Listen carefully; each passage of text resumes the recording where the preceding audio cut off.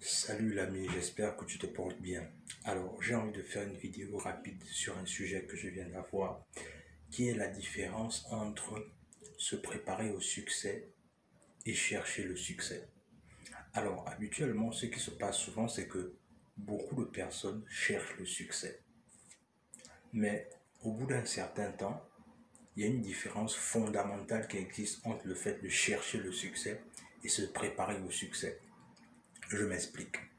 Habituellement, les gens qui cherchent le succès, ce qui se passe souvent, c'est que lorsque tu cherches le succès et que tu finis par l'atteindre, en fait, au bout d'un certain temps, tu ne réalises même pas que le succès que tu cherchais, en fait, tu l'as atteint. Et comme tu l'as atteint au bout d'un certain temps, les avantages que le succès a pu t'apporter, tu ne sais pas comment les gérer. Je m'explique. Notamment à travers quelqu'un qui gagne à la loterie, par exemple. Il gagne une grande somme d'argent, il devient millionnaire du jour au lendemain. Déjà à la base, c'est quelqu'un qui ne savait même pas qu'il devait devenir riche.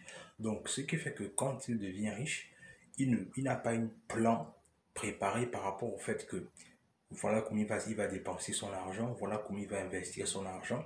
Et ce qui fait qu'au bout d'un certain temps, puisque la personne n'était pas préparée, au bout d'un certain temps, la personne perd son argent. C'est la raison pour laquelle on réalise que les personnes qui gagnent notamment les loteries ou encore au PMUG, peu importe comment est-ce que vous voulez les appeler, ce qui se passe souvent, c'est qu'au bout d'un certain temps, ces personnes-là finissent au bout de 5 à 10 ans ruinées en fait, simplement parce que ce sont des personnes qui avaient cherché le succès et lorsque le succès est arrivé dans leur vie, ils n'ont pas pu gérer le succès en fait, et c'est la raison pour laquelle ils deviennent pauvres. La deuxième catégorie, c'est la catégorie des personnes qui se préparent au succès.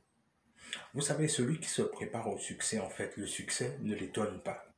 C'est-à-dire, c'est quelqu'un qui a longtemps échoué, c'est quelqu'un qui a beaucoup euh, échoué, notamment dans ses démarches, qui a beaucoup perdu de l'argent, ce qui fait qu'au bout d'un certain temps, par un concours de circonstances et par le concours aussi de la chance, ce qui arrive, c'est que lorsque cette personne-là réussit à atteindre le succès, il a la tête froide en fait. C'est quelqu'un qui ne se prend pas la tête ou encore qui ne part pas du principe que comme il a eu certains avoirs, il va commencer maintenant à dénigrer tout le monde, il va commencer à faire n'importe quoi à tout le monde.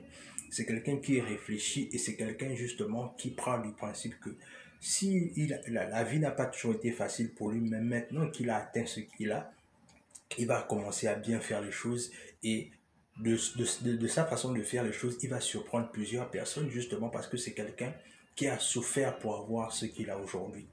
Et moi, justement, à travers cette vidéo, j'ai voulu partager ça avec toi parce que je veux vraiment que tu te positionnes dans la logique de quelqu'un qui se prépare au succès.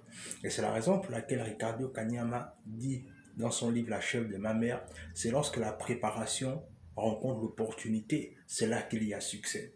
Parce que clairement, les gens ont besoin de se préparer par rapport aux choses qui doivent arriver dans leur vie. Si tu ne te prépares pas par rapport à ce qui va arriver dans ta vie, au bout d'un certain temps, tu seras toujours quelqu'un qui va rater plusieurs opportunités simplement parce que tu n'es pas préparé. Et pour que tu te prépares, comprends déjà la nécessité pour toi de changer d'abord les personnes avec qui tu t'entoures. Parce que c'est à partir de là que tu vas décider déjà à commencer à voir les personnes avec qui tu t'entoures, si vous avez les mêmes centres d'intérêt, ou si vous êtes juste amis parce que vous passez du bon temps ensemble. Dans tous les cas, dis-moi ce que tu en penses en commentaire. Et surtout, abonne-toi à la chaîne, mets des likes afin que YouTube continue à positionner cette chaîne. Et surtout, abonne-toi à la chaîne. Et sur ce, on se dit à la prochaine.